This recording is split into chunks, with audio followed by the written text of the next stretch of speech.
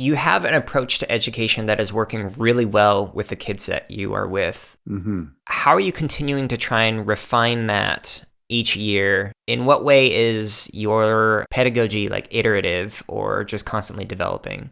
Well, I have every student in the middle school for a quarter, which is 9 weeks-ish.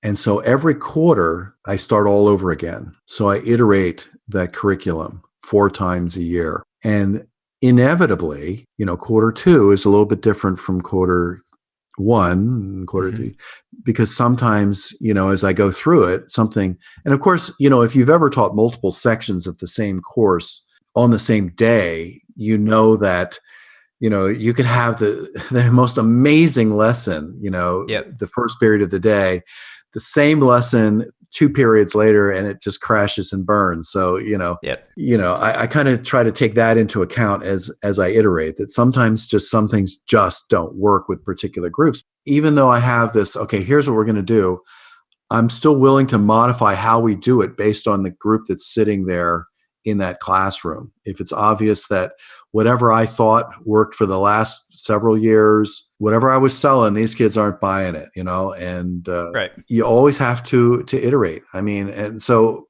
my curriculum is always in flux, always. And I'm lucky in a way that I get to iterate it 4 times a year, because that's 4 times through, okay, this really, really worked. And this worked, with every single group that I had.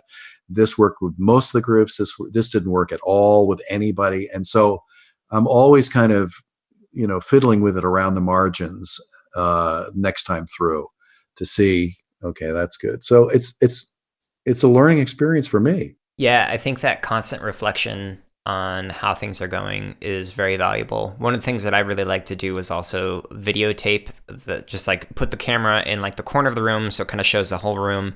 And I would go back and watch the videos of the classes that did not go well. And I would just be constantly asking, well, what could I have done differently? Or what was I unaware of that was going on in the room that like kind of made it so it wasn't as great of a lesson. If you're able to record in your class, that can be a very helpful tool. And that was directed at like people listening, not towards you. Well, I could benefit from it too. I think that there's always you can always get better. Right. I mean, and the other thing you have to remember too, and this is, one of those chestnuts, but I think it's especially true in middle school. We teach people, not subjects. They're all individuals as well. And so I try to vary my interactions with students according to what is going to work for them. I do a lot of individual interaction because there's not a lot of me talking them, taking notes. And I try to find out, so what's working for her, and what's working for him, and what do they respond to, and what does that person not respond to? So it's a constant evaluation, I find, for me anyway. Yeah.